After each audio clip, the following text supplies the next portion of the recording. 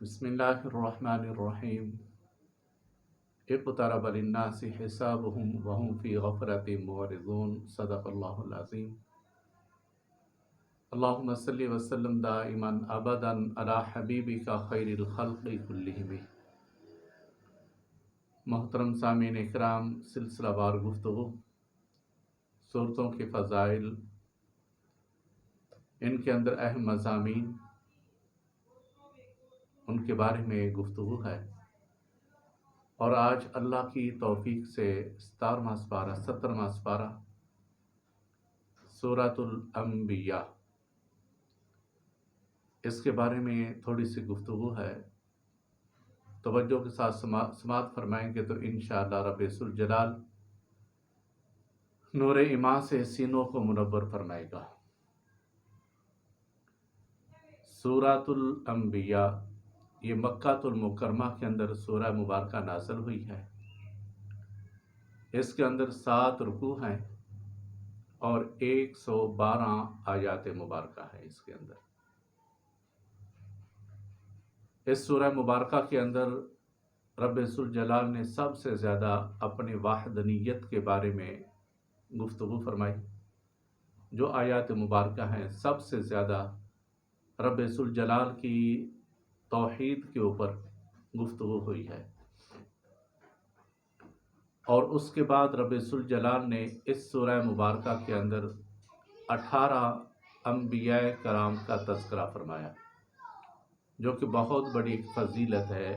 18 انبیاء کرام، جن میں سے رب ذوالجلال نے 15 انبیاء کرام کے نام لے کر ان کے نام بیان فرمائے، اور 3 نبیوں کے رب ذوالجلال نے صفات کے لحاظ سے رب ذوالجلال نے ان کا تذکرہ فرمایا۔ اور اس سورہ مبارکہ کے اندر 2 آیات مبارکہ ایسی مبارکہ ہیں جو کہ مشہور و معروف آیات مبارکہ ہیں، اور اس سورہ مبارکہ کے اندر 2 آیات مبارکہ قرآن کریم کی مشہور و معروف آیات مبارکہ ہیں، جن کو ایک تو آیت کریمہ کہا جاتا ہے، اور دوسری سرکار دو عالم صلی اللہ تعالی علیہ وسلم کی صفات بیان کرنے کے لیے مشہور آیت مبارکہ وما ارسلناک الا رحمۃ للعالمین۔ یہ قرآن کریم کی مشہور و معروف آیت مبارکہ سورہ انبیاء کے اندر ہے۔ سورہ انبیاء کے اندر رب ذوالجلال نے پہلے لوگوں کو ڈرایا، اور لوگوں کو ڈرانے کے لیے تھوڑا سا قیامت کی روشنی ڈالی گئی۔ ایک قرآن کریم کی یعنی سورہ انبیاء کی پہلی آیت مبارکہ 17ویں سپارے کی پہلے آیت مبارکہ اقترب للناس حسابهم وهم فی غفلۃ معرضون، وہ وقت قریب آ گیا لوگوں کے لیے، حساب کا وقت، اور لوگ پھر بھی منہ موڑے بیٹھے ہوئے ہیں، یعنی لوگوں کو یہ پتہ نہیں قیامت کا وقت قریب سے قریب تر ہوتا جا رہا ہے، جیسا کہ جو وقت گزر گیا واپس نہیں آنا۔ تو رب ذوالجلال نے اس پہلی آیت مبارکہ کے اندر لوگوں کو جھنجھوڑ کے فرمایا کہ وقت قریب آ رہا ہے، وقت قریب آ گیا، یعنی تو یہ نہ سوچ کہ تیرا دن گزر گیا، تیری رات گزر گئی، بلکہ تو یہ سوچ کہ تیرا ایک دن کم ہو گیا اور تیری موت کا وقت قریب ہوتا جا رہا ہے۔ اور اس آیت مبارکہ کا شان نزول بھی ایسا ہے، سرکار نے ایک صحابی کے مکان کو دیکھا جس نے اونچا مکان بنایا ہوا تھا، اور دوسری روایات کے اندر آتا ہے کہ اس نے اونچا ایک گنبد نما بنایا ہوا تھا۔ سرکار نے پوچھا یہ کس کا ہے؟ لوگوں نے عرض کی یا رسول اللہ فلاں صحابی کا ہے۔ سرکار آگے گزر جاتے ہیں، گویا کہ سرکار کو اس کا اس انداز میں مکان بنانا پسند نہ آیا۔ بعد میں صحابہ کرام نے بتایا کہ سرکار نے تیرے مکان کو دیکھا، لیکن سرکار اس سے اعراض کر کے چلے گئے۔ اس صحابی رسول نے اپنا مکان نیچے کر لیا، اور بعض روایات کے اندر آتا ہے گنبد کا بھی آتا ہے۔ تو کچھ دنوں کے بعد اس صحابی رسول نے مکان کو گرا دیا، برابر کر دیا نیچے۔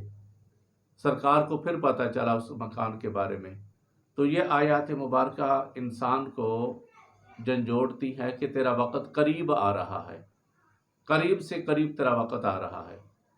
اور پھر اسی سورہ مبارکہ کے اندر مشہور و معروف اکثر و بیشتر تلاوت کی جانے والی آیت مبارکہ کل نفس ذائقۃ الموت، ہر ایک ذی روح نے موت کا ذائقہ چکھنا ہے، اور ہر ایک ذی روح نے جب موت کا ذائقہ چکھنا ہے تو پھر بندے کو ہر وقت تیاری کرنی چاہیے آخرت کی۔ ہم آخرت کی تیاری نہیں کرتے، دنیا کی تیاری کر رہے ہیں، دنیا کو بنانے کے لیے، سجانے کے لیے دنیا کے اوپر ہمارا زور ہے، لیکن آخرت کو ہم بھول چکے ہیں۔ یاد رکھیں کہ ہم سب کو ہر وقت اپنی آخرت کے بارے میں فکر کرنی چاہیے۔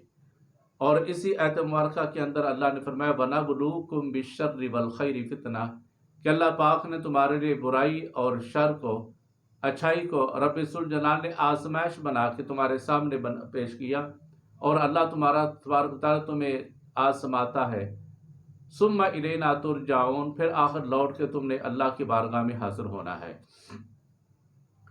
تو اس کے اندر فکر آخرت، اللہ کے پیارے نبی حضور صلی اللہ تعالی علیہ وسلم نے ارشاد فرمایا اذا اصبحتم فلا تنتظر المساء، کہ بندے جب تیری صبح ہو جائے پھر شام کا انتظار نہ کر۔ وَإِذَا أَمْسَيْتَ فَلَا تَنْتَظِرِ الصَّبَاحَ، اور پھر جب تیری شام ہو جائے تو صبح کا انتظار نہ کر۔ یعنی کہ ہر وقت تو اپنے اللہ کو یاد کرتا رہے، پتہ نہیں تیری روح کس وقت نکل جائے، کس وقت تو دنیا کو چھوڑ کے چلا جائے۔ اور پھر اللہ تبارک تعالیٰ نے اس سورہ انبیاء کے اندر زیادہ جو گفتگو فرمائی توحید کے بارے میں، سورج کے بارے میں، چاند کے بارے میں، پہاڑوں کے بارے میں، جیسا کہ قرآن کریم کے اندر آتا ہے کہ اللہ پاک نے زمین کے اوپر پہاڑ اس لیے رکھ دیے تاکہ زمین جو ہے نا ہلے نہیں، انسان آرام سے چلتا رہے۔ اللہ پاک نے زمین کو ہلنے سے محفوظ رکھنے کے لیے اوپر باری اللہ نے پہاڑوں کو پیدا کر دیا تاکہ زمین ہلے نہیں، زمین اپنی جگہ پر برقرار رہے، اور انسان بلکہ پوری حیوانات اس کے اوپر آرام سے اپنی زندگی بسر کر لے۔ اگر یہ زمین درخت کی ٹہنیوں کی طرح ہوتی تو یہ تو ہر وقت جھومتی رہتی، کبھی جیسے تیز ہوا آتی یہ جھومنا شروع کر دیتی، پھر انسانوں کا اوپر ٹھہرنا بڑا مشکل ہو جاتا۔ تو اللہ پاک نے پھر اس نظام کو مزید اللہ نے ارشاد فرمایا کہ اس زمین و آسمان کا خالق اللہ ہے، بنانے والا اللہ ہے، اور اللہ ایک ہے، اللہ دو نہیں ہے۔ جیسا کہ اس کے دوسرے رکوع کے اندر اللہ نے فرماتا ہے لَوْ كَانَ فِيهِمَا آلِهَةٌ إِلَّا اللَّهُ لَفَسَدَتَا، اگر زمین و آسمان کے اندر دو خدا ہوتے، دو اللہ ہوتے، دو رب ہوتے، دو اللہ ہوتے تو زمین کے اوپر فساد آ جاتا، زمین فساد کے اندر آ جاتی، زمین و آسمان تباہ و برباد ہو جاتے۔ ایک خدا کہتا ہے، ایک اللہ کہتا ہے میں نے بارش برسانی ہے، دوسرا اللہ کہتا ہے میں نے نئی بارش برسنے دینی، ایک اللہ کہتا ہے میں نے اس کے اندر اس طرح کی زیادہ گرمی پیدا کرنی ہے، دوسرا اللہ کہتا ہے میں نے ٹھنڈک پیدا کرنی ہے، ایک اللہ کہتا ہے میں نے انسانوں کے رزق کو وافر کرنا ہے، دوسرا کہتا ہے نہیں یہ تو بندے مجھے مانتے نہیں، میں ان کا رزق کیسے وافر کروں۔ تو اس کو بتانے کا مقصد یہ ہے کہ اللہ ایک ہے، اللہ دو نہیں ہے۔ لَوْ كَانَ فِيهِمَا آلِهَةٌ إِلَّا اللَّهُ لَفَسَدَتَا، اگر زمین و آسمان کے اندر دو اللہ ہوتے تو دونوں کے اندر فساد پیدا ہو جاتا، تو اللہ ایک ہے۔ اور اس کے بعد رب ذوالجلال نے انبیاء کرام کا تذکرہ فرمایا اس سورہ مبارکہ کے اندر، 18 نبیوں کا تذکرہ۔ گویا کہ یہ سورہ مبارکہ سورۃ الانبیاء بڑی برکت والی ہے، ویسے تو پورا قرآن کریم برکت والا ہے، لیکن اس سورہ مبارکہ کے اندر 18 نبیوں کی فہرست اللہ پاک نے پیش کی۔ موسیٰ علیہ السلام ہے، ہارون علیہ السلام ہے، ابراہیم علیہ السلام ہے، اسحاق علیہ السلام ہے، یعقوب علیہ السلام ہے، حضرت نوح علیہ السلام ہے، حضرت داؤد علیہ السلام ہے، حضرت سلیمان علیہ السلام ہے۔ الغرض کہ اس طرح 15 نبیوں کے تذکرے، حضرت ادریس علیہ السلام ہیں، حضرت یحییٰ علیہ السلام ہیں، حضرت زکریا علیہ السلام ہے۔ الغرض کہ 15 نبیوں کے نام لے کے اللہ پاک نے بیان فرمایا، اور 3 نبی، ایک حضرت مچھلی والے یعنی حضرت یونس علیہ السلام، جن کو رب الجلال نے فرمایا وَظَنُّونِ إِذْ ذَهَبَ مُغَاضِبًا، اور وہ مچھلی والے وَظَنُّونِ إِذْ ذَهَبَ مُغَاضِبًا کے بارے میں فرمایا، اور فرمایا فَنَادَى فِي الظُّلُمَاتِ، جب اندھیروں کے اندر انہوں نے پکارا تو ان کی زبان سے کیا نکلا؟ لا الہ الا انت، اصل میں لفظ ہے اللہ، اللہ الہ، اور جب پڑھیں گے عام روٹین کے اندر آیت مبارکہ پڑھیں گے تو پھر پڑھیں گے لا الہ الا انت سبحانک انی کنت من الظالمین۔ یہ پورے قرآن کریم کی واحد آیت مبارکہ ہے جس کو آیت کریمہ کہا جاتا ہے، اور جب بندہ کسی مشکل کے اندر آ جائے تو آیت کریمہ کا ورد کرے، انشاءاللہ رب الجلال آیت کریمہ کے ورد کرنے کی بدولت رب الجلال بندے کی مشکلات کو آسان فرما دیتا ہے۔ ایک تو یہ ذنون یعنی اصل ہے تو ان کا نام حضرت یونس علیہ السلام ہے، لیکن مچھلی والے کے نام سے یہاں رب الجلال نے مچھلی والے کی طرف اشارہ کیا، اور دوسرا حضرت عیسیٰ علیہ السلام کا رب الجلال نے اشارتاً فرمایا کہ واللتی احسنت فرجہا فنفخنا فیہا من روحنا وجعلناہا وابنہا آیتا للعالمین۔ حضرت مریم کا تذکرہ فرمایا جا رہا ہے، اور اس کے بیٹے کو رب الجلال نے ایک نشانی جہان والوں کے لیے نشانی بنا کر بھیجا، اور پھر تیسرے جو ہیں وہ میرے اور آپ کے سہن لجپال نبی سید المرسلین رحمت للعالمین حضور صلی اللہ تعالی علیہ وسلم کا نام نہیں لیا گیا، بلکہ فرمایا وَمَا أَرْسَلْنَاكَ إِلَّا رَحْمَةً لِلْعَالَمِينَ۔ یہ مشہور و معروف آیت مبارکہ سورہ انبیاء کے اندر آتی ہے۔ تو سورہ انبیاء کا خلاصہ یہ ہے کہ اس کے اندر رب الجلال نے ایک تو انبیاء کرام کے حال و احوال کو بیان فرمایا، اور جب کہ بندے کو مشکل پڑے تو اس وقت رب الجلال کو یاد کرے، جیسا کہ حضرت یونس علیہ السلام نے اللہ کو یاد کیا، اور پھر حضرت ایوب علیہ السلام نے بھی اللہ کو یاد کیا، اور جب بیماری کی ان کی انتہا ہو جاتی ہے تو اس وقت حضرت ایوب علیہ السلام نے جن کو پکارا برب الجلال وَأَيُّوبَ إِذْ نَادَى رَبَّهُ أَنِّي مَسَّنِيَ الضُّرُّ وَأَنْتَ أَرْحَمُ الرَّاحِمِينَ۔ اس وقت ایوب علیہ السلام نے رب الجلال کو پکارا کہ اللہ مجھے تکلیف پہنچی ہے، تو ارحم الراحمین ہے، تو ہی ہر ایک اوپر رحم کرنے والا ہے۔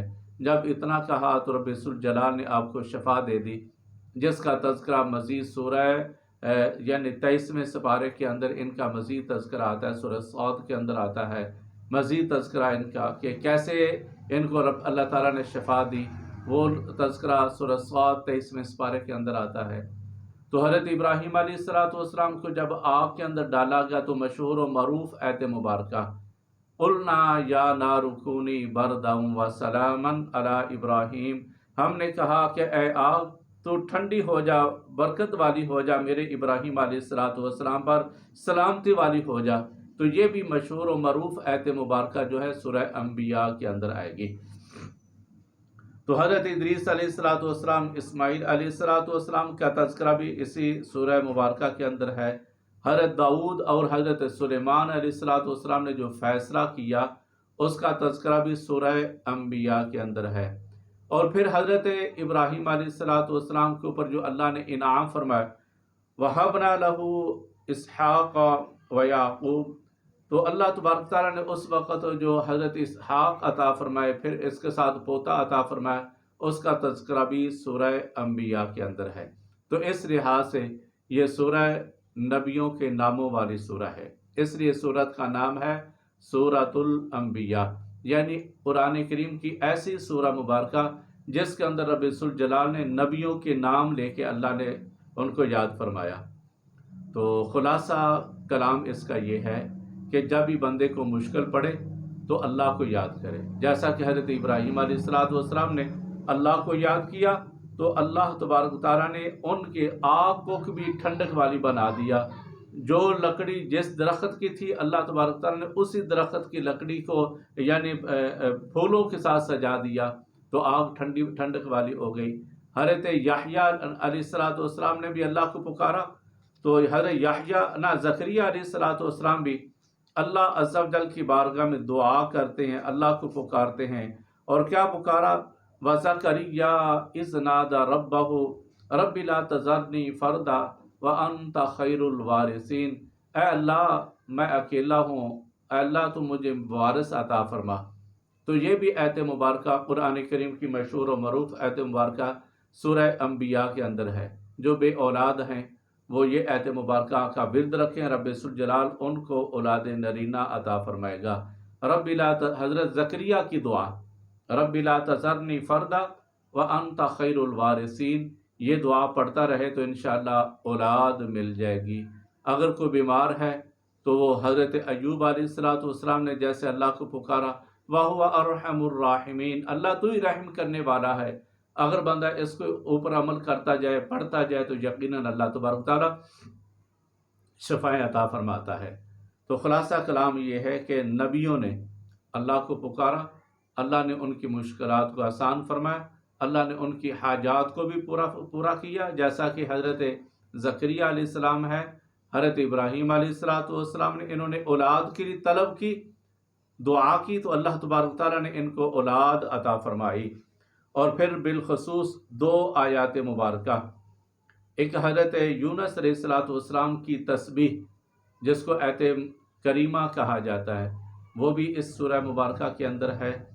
और सरकार की रहमत, जहाँ कुरान करीम खोले ना तो पहली आयत मुबारका सूरह फातिहा की आती है, अल्हम्दुलिल्लाहि रब्बिल आलमीन। सब तारीफ़ें अल्लाह अज़्ज़ जल के लिए जो तमाम जहानों की परवरिश करने वाला है, रब्बिल आलमीन है। और यहाँ आयत मुबारका वमा अरसलनाका इल्ला रहमतल लिल आलमीन, ए महबूब हमने आपको सारे जहानों के लिए रहमत बनाकर भेजा। यानी जिस कायनात का ज़र्रे ज़र्रे का वो रब है ना आलमीन, उस कायनात के ज़र्रे ज़र्रे के लिए सरकार भी एक रहमत बनकर तशरीफ़ लाए। खलासा कलाम ये है इसका कि कुरान करीम वैसे तो सारा पढ़ना चाहिए, हर एक के अंदर शफाई शफा है। हर कुरान करीम को वजीफ़ा बना के ना पढ़ें बल्कि सारे को पढ़ते जाएं। जब सारे को पढ़ेंगे तो अल्लाह तबारक तआला आपके सब मुश्किलात को आसान फरमाता जाएगा। लेकिन ख़ुसूसन सूरह अंबिया इसकी आप तलावत करेंगे, नबियों के नामों के सदक़े अल्लाह आपकी भी मुश्किलात को आसान फरमाएगा। अल्लाह अमल करने की तौफ़ीक़ अता फरमाए, कुरान करीम को ज़ौक़ से मोहब्बत के साथ पढ़ने की अल्लाह तौफ़ीक़ अता फरमाए। व आखिरु दावाना अनिल हम्दुलिल्लाहि रब्बिल आलमीन। अस्सलामु अलैकुम व रहमतुल्लाहि व बरकातुहू।